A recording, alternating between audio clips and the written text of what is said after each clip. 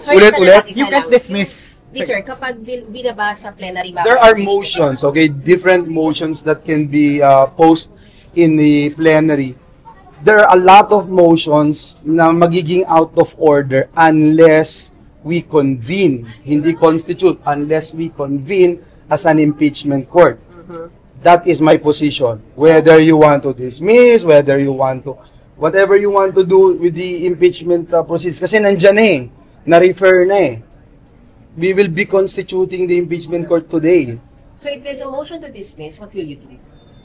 If there's a motion to dismiss later? During session. During the session, my belief is that it is not in order.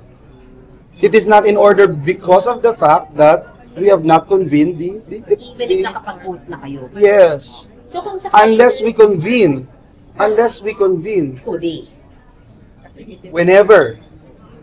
Diba? Mahirap kasi itong question nyo na hypothetical Yes, maraming pwedeng motions na ibigay. Kagaya kahapon.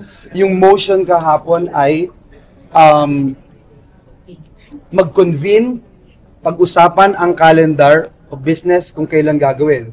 Nag-object, hindi ako somehow nag-object ako, but I didn't raise a point of order. Because if I raise a point of order, it means a rule is being violated.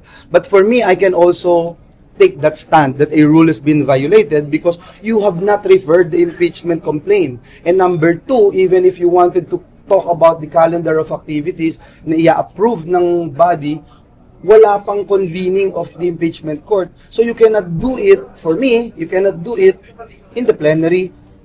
Senators acting as a legislative body. So kung sakaling mangyari yun, sir, you will raise that it's out of Anything, order? lahat i-raise ko para lang You will reject it. para lang masiguro na yung procedural process masusunod at yung mga legal infirmities na maaaring mag-arise because of all these proceedings, maiwasan po natin. So, Uulitin ko po, napakahalaga ng proseso more than acquittal or dismissal. so sir,